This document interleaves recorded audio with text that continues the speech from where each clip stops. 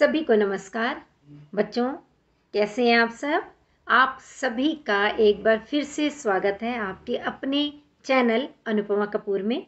बच्चों, पिछली वीडियो में हमने कक्षा 11वीं का ऐच्छिक हिंदी का प्रतिदर्श प्रश्न पत्र किया था, जो कि द्वितीय सत्र के लिए निर्धारित पाठ्यक्रम के अनुरूप तैयार किया गया था। उसके 2 भाग थे। प्रश्न पत्र में 2 खंड थे।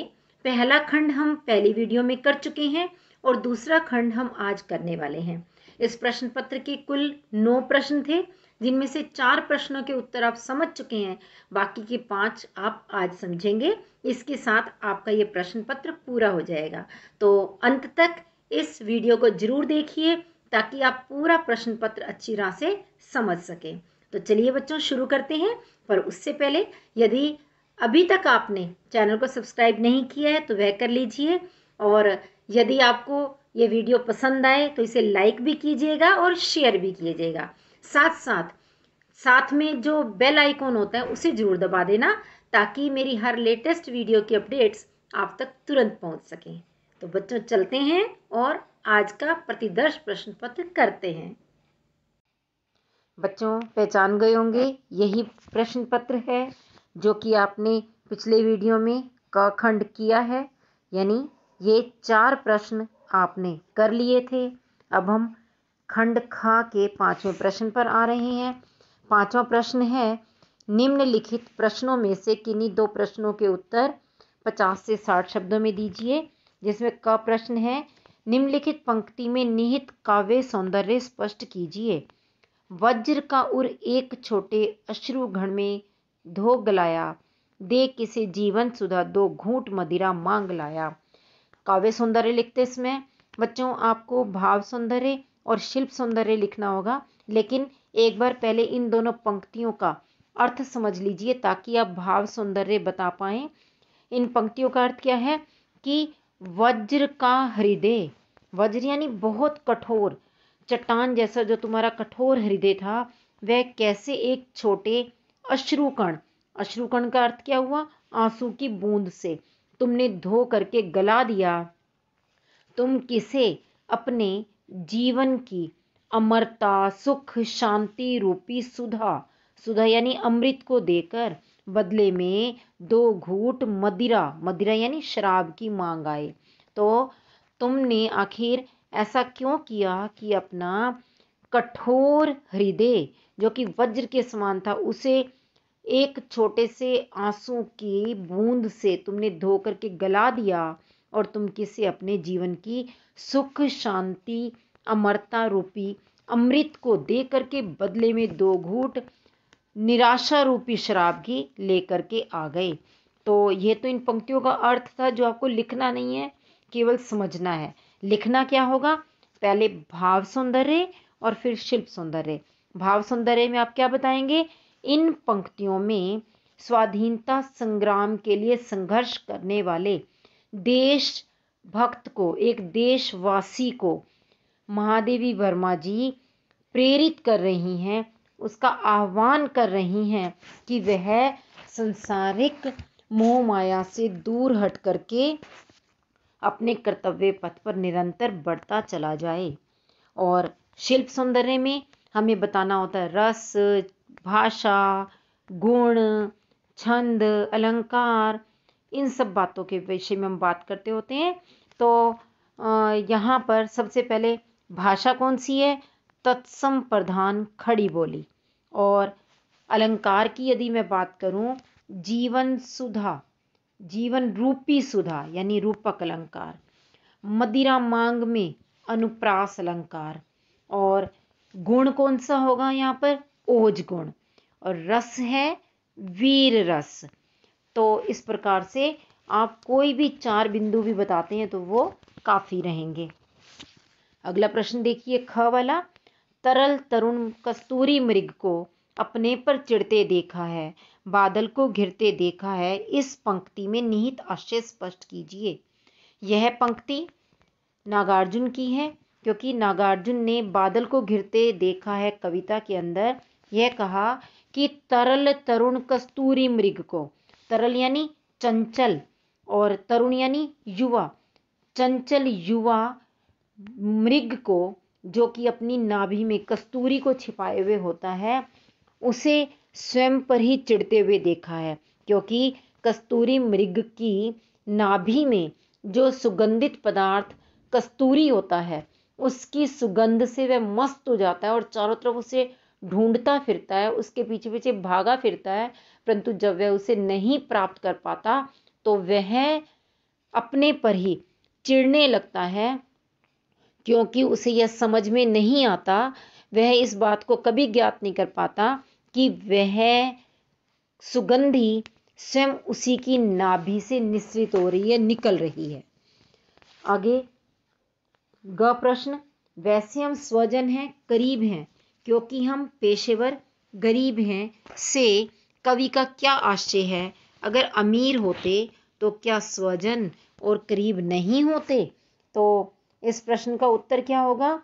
यह पंक्ति धूमिल जी ने एक गरीबी से जूझते हुए परिवार के लिए कही है, जहां धूमिल जी यह कहना चाहते हैं कि वैसे तो हम सभी स्वजन हैं, स्वजन यानी परिवार के ही सदस्य हैं। लोकाचार की दृष्टि से हम सभी एक ही घर के पांचों सदस्य हैं, एक ही परिवार के हैं, परंतु यह भी सच्चाई है कि हम सब गरीब हैं। पेशेवर गरीब से अभिप्राय क्या है कि काफी लंबे समय से गरीबी से जूझ रहे हैं और इसी कारण उनमें आपसी रिश्तों में ठंडापन आ गया है। बेबसी ने उनके रिश्तों में एक जड़ता ला दी है और वे एक दूसरे के सुख दुख में भागीदार नहीं बनते और एक दूसरे से अपनी बातों को साझा नहीं करते। और यदि वे अमीर होते तो भी वे परिवार के सदस्य तो होते, स्वजन तो होते, लेकिन शायद उनमें यह बेबसी नहीं होती और वे एक दूसरे के सुख दुख में भागीदार बन पाते। आगे प्रश्न संख्या 6 और इसके अंदर हमें 30 से 40 शब्दों में उत्तर देना है। ये 2-2 अंक वाले हैं। इसका पहला प्रश्न भी इसी कविता से ही है, धूमिल की कविता घर में वापसी। कविता में कवि किस प्रकार के घर में वापसी की आकांक्षा करता है? तो इसका उत्तर होगा, कवि उस घर में वापस जाने की आकांक्षा करता है, इच्छा करता है, जहां परस्पर सुख दुख बांटने की बातें हों, आपस में स्नेह हो, चुप्पी या दूरी ना हो। इस घर में गरीबी के कारण इस समय जो ठंडापन है, बिखराव है, मनमुटाव है, वह ना हो। ऐसा घर कवि चाहता है जहां सब एक दूसरे के सुख दुख में भागीदार बने, उनमें जड़ता या बिखराव ना हो, बल्कि स्वाभाविक खुलापन हो। अगला प्रश्न, मोम के बंधन और तितलियों के पर का प्रयोग कवयित्री ने किस संदर्भ में किया है और क्यों? मोम के बंधन यानी पारिवारिक मोह माया के बंधन। जैसे मोम कोमल होती है, ठीक उसी प्रकार पारिवारिक बंधन भी बहुत ही कोमल होते हैं और पारिवारिक मोह में फंसकर इंसान ऐसा रह जाता है कि वह अपने कर्तव्य पथ से भी भटक सकता है। और तितलियों के पर से अभिप्राय है सुंदर स्त्रियों के आकर्षण, या फिर ये कह सकते हैं सांसारिक वस्तुओं का आकर्षण जाल। जैसे तितलियों के पंख बहुरंगी होते हैं, सुंदर होते हैं, ऐसे ही सांसारिक वस्तुओं का आकर्षण भी अनेक रंगों का होता है, जो कि देशभक्त को अपने मार्ग से भटका भी सकता है। तो यहाँ इसका संदर्भ इसीलिए दिया गया क्योंकि कवित्री चाहती है कि स्वतंत्रता संग्राम में संघर्ष करने वाला देशवासी सेनानी अपने मार्ग से न भटके और वह ना तो पारिवारिक मोह माया में फंसे और ना ही संसारिक आकर्षणों में कैद होकर के रह जाए। आगे प्रश्न संख्या 7 की बात करते हैं। 7वां प्रश्न है, ज्योतिबा फुले और सावित्री बाई के जीवन से प्रेरित होकर आप समाज में क्या परिवर्तन करना चाहोगे? तो इसका उत्तर क्या होगा कि ज्योतिबा फुले और सावित्री बाई के जीवन से प्रेरित होकर हम समाज में अनेक बदलाव लाना चाहेंगे। जैसे एक तो हम यह चाहेंगे कि सभी स्त्रियों बालिकाओं को शिक्षित किया जाए और लोगों को प्रेरित किया जाए कि वे प्रत्येक बालिका को पढ़ने के लिए भेजें। दूसरा, स्त्रियों के अधिकारों की भी वकालत करेंगे। तीसरा, नारी सशक्तिकरण आंदोलन में सहयोग देंगे। चौथा, समाज से जाति प्रथा के आधार पर भेदभाव को मिटाएंगे और समाज में समानता का व्यवहार करेंगे। अगला प्रश्न है, खानाबदोश कहानी में आज के समाज की किन किन समस्याओं को रेखांकित किया गया है? इन समस्याओं के लिए कहानीकार के दृष्टिकोण को स्पष्ट कीजिए। तो इसका उत्तर क्या होगा? खानाबदोश कहानी में आज के समाज में भी अभी तक व्याप्त जाति प्रथा, मजदूरों के शोषण की बात को उठाया गया है। वर्तमान समय में भी मजदूर नारकीय जीवन जी रहे हैं। उनके पास सुविधाएं नहीं हैं। सुविधाओं का इतना अधिक अभाव है कि वे अपनी रोजमर्रा की जरूरतों को भी पूरा नहीं कर पाते और समाज में अभी भी जातिवादी मानसिकता हावी है और यह समाज में दरार डालती है। यहाँ तक कि स्त्रियों की इज्जत भी सुरक्षित नहीं है। तो इस प्रकार जो अमीर वर्ग है वह मजदूरों का शोषण करता है और मजदूर यातना झेलने को विवश हैं। इन सभी समस्याओं को यहाँ पर उठाया गया है। एक बार पुनः सुन लीजिए। मैंने यहाँ पर 4 समस्याओं की बात की। एक तो मजदूरों के शोषण की, दूसरा मजदूरों के लिए सुविधाओं के अभाव की, तीसरा लोगों की जातिवादी मानसिकता की और चौथा स्त्रियों की इज्जत की सुरक्षा की। ये समस्याएं आज भी व्याप्त हैं और इस विषय में कहानीकार का दृष्टिकोण क्या है? कहानीकार इन समस्याओं को समझता है और उठाना चाहता है, लोगों का ध्यान इस ओर आकर्षित करना चाहता है, परंतु वह इनके साथ सहानुभूति तो रखता है मगर कोई भी तर्कपूर्ण समाधान प्रस्तुत नहीं करता। अगला प्रश्न है, गूंगा दया या सहानुभूति नहीं अधिकार चाहता है, सिद्ध कीजिए। तो इसका उत्तर क्या होगा? कहेंगे कि कहानी का मूल स्वर ही यही है कि गूंगा दूसरों से दया या सहानुभूति नहीं चाहता, वह तो अधिकार चाहता है। दया सहानुभूति से सम्मान नहीं मिलता, अधिकार की भावना ही सम्मान दिलाती है। तो कहानी में गूंगा बार बार इस बात के लिए संघर्ष करता हुआ दिखाई देता है। वह काम करके अपना पेट पालता है और जब चमेली उसे अपने घर पर चलने के लिए और काम करने की बात कहती है तो वह अपने श्रम का मूल्य तय करने की बात करता है। चमेली से बात में भी वह इस बात को प्रमाणित करता है और वह अपने सीने पर हाथ मारकर संकेत करता है और अपने हाथों को फैलाकर यह समझाता है कि कभी भी मैंने मांगा नहीं, भीख नहीं लेता, और भुजाओं पर हाथ रख के वह यह बताता है कि वह मेहनत का खाता है।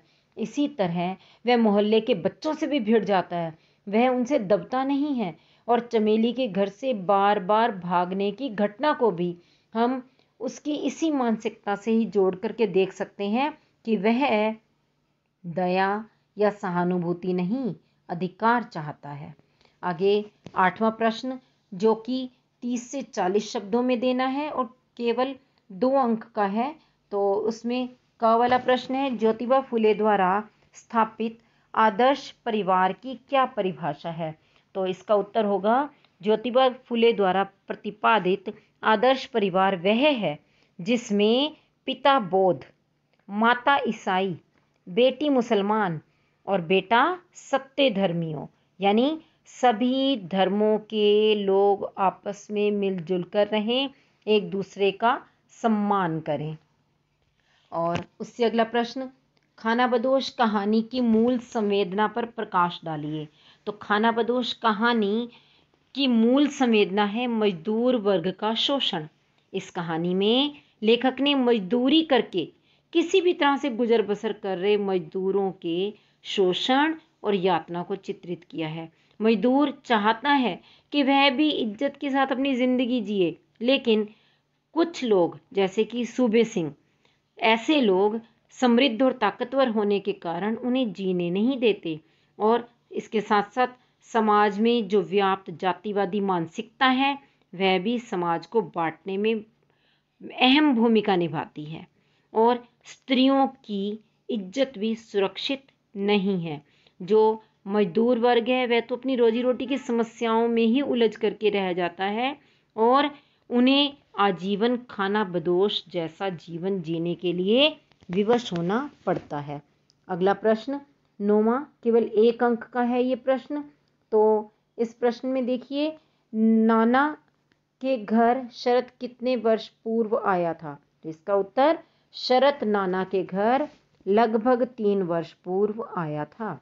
उससे अगला, मकबूल को किस शहर के बोर्डिंग स्कूल में दाखिल करवाया गया था?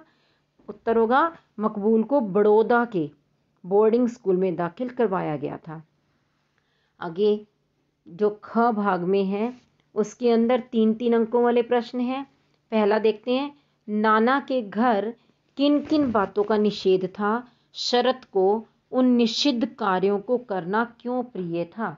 तो इसका उत्तर होगा, नाना के घर में अनेक शौक से संबंधित कार्य निषिद्ध थे। शौक से संबंधित कैसे? जैसे पतंग उड़ाना, बागबानी करना और चुपचाप पढ़ाई करना, इस तरह की बातों का निषेध था। वहाँ कोई भी अनुशासन भंग नहीं कर सकता था और पशु पक्षी पालना या तितलियाँ पकड़ना ऐसे शौक नहीं पाल सकता था। और चुपचाप पढ़ने की मनाही थी। बच्चों को स्कूल जाने से पहले घर के बरामदे में चिल्ला चिल्ला कर पढ़ना होता था। नियम तोड़ने वालों को दंड दिया जाता था। लेकिन अगला इसका भाग है, प्रश्न का भाग, कि शरद को इन निषिद्ध कार्यों को करना क्यों प्रिय था? तो इसका उत्तर होगा, शरद को इन निषिद्ध कार्यों को करने में विशेष आनंद आता था। उसे पतंग उड़ाना, लट्टू घुमाना, गोली, गुल्ली डंडा, ये सब खेल प्रिय थे। और वह बाग से फल चुरा लाने की कला में भी माहिर था और मछली पकड़ने में भी रुचि लेता था। तो उसे ये सब निषिद्ध कार्य करके मजा आता था। वह इन्हें करके छिप जाया करता था। अगला प्रश्न है, प्रचार और प्रसार के पुराने तरीकों और वर्तमान तरीकों में क्या अंतर है? तो इसका उत्तर होगा कि प्रचार प्रसार के जो पुराने तरीके थे उनमें तांगे पर इश्तिहार लगा करके शहर में घुमाया जाता था और गली कूचों में जब तांगा घूमता था तो साथ में ब्रास बैंड वहाँ लाउड स्पीकर पर बोलते हुए जाते थे, जिससे कि हीरो हीरोइन के बारे में लोगों को पता चलता था। इसके साथ साथ पतंग वाले रंगीन कागज के ऊपर हीरो हीरोइनों की तस्वीरें भी बांटी जाती थी। यह तो थे पुराने तरीके। लेकिन नए तरीके में प्रचार प्रसार अनेक तरह से होता है। जैसे टीवी में विज्ञापन आते हैं, अलग अलग तरह की इनामी प्रतियोगिताएं रखी जाती हैं, बड़ी बड़ी कंपनियां फिल्मी कलाकारों को, खिलाड़ियों को अपना ब्रांड एम्बेसडर चुन लेती हैं। और अब तो रेडियो पर, टेलीविज़न पर, इंटरनेट पर सब जगह विज्ञापन दे करके प्रचार प्रसार किया जाता है। अंतिम प्रश्न है, मकबूल के पिता के व्यक्तित्व की किन्हीं 3 विशेषताओं का वर्णन कीजिए। तो उनके व्यक्तित्व की अनेक विशेषताएं हो सकती हैं, आपको केवल 3 बतानी है। जैसे पहली, संतान के भविष्य के प्रति चिंतित। जब मकबूल के दादाजी चल बसे थे तब मकबूल उनकी यादों में खोया रहता था, गुमसुम रहने लगा था। तो मकबूल के पिता ने पुत्र के भविष्य का ध्यान रखकर उसे बड़ौदा के बोर्डिंग स्कूल में भेजा। और दूसरी उनकी विशेषता बता सकते हैं, धार्मिक व्यक्तित्व। मकबूल के पिता धार्मिक स्वभाव के थे। वो चाहते थे कि उनका बेटा पढ़ाई के साथ साथ मजहबी तालीम भी ले, रोज़ा नमाज को समझे और अपना आचरण अच्छा करे, यानी पवित्रता पर बल देते थे। और तीसरी विशेषता कह सकते हैं, दूरदर्शी। मकबूल ने प्रसिद्ध चित्रकार बेंद्रे को जब अपने अब्बा से मिलवाया था तो बेंद्रे ने मकबूल के काम की बड़ी प्रशंसा की थी। मकबूल के अब्बा को बात समझ में आ गई और दूसरे दिन उन्होंने विंसर न्यूटन की ऑयल ट्यूब और कैनवस मंगवाने का ऑर्डर दे दिया। इससे मकबूल के उज्जवल भविष्य की नींव रखी और उन्होंने तमाम पुरानी परंपराओं को तोड़ते हुए बेटे से कहा, बेटा जाओ और जिंदगी को रंगों से भर दो। इससे पता चलता है कि मकबूल के पिता अपने पुत्र के प्रति कितने अधिक चिंतित, दूरदर्शी और धार्मिक स्वभाव के थे। तो बच्चों, अब आपको समझ आ गया ये प्रश्न पत्र, कुछ मुश्किल तो नहीं है। अब आप अच्छी तरह से समझ चुके होंगे कि आपको अपने परीक्षा की तैयारी किस तरह करनी है। यदि फिर भी कहीं पर भी कोई परेशानी महसूस हो तो आप कमेंट बॉक्स में लिख करके मुझसे पूछ सकते हैं। मैं उस परेशानी को दूर करने की पूरी कोशिश करूंगी और आप अंत तक इस वीडियो के साथ बने रहे, इसके लिए आपका बहुत बहुत धन्यवाद। फिर मिलेंगे अगले वीडियो में और आप स्वयं मुझे बताएंगे कि अगला वीडियो आपको किस विषय पर चाहिए। ठीक है बच्चों, खुश रहिए, स्वस्थ रहिए, अपनी पढ़ाई दिल लगा के कीजिए।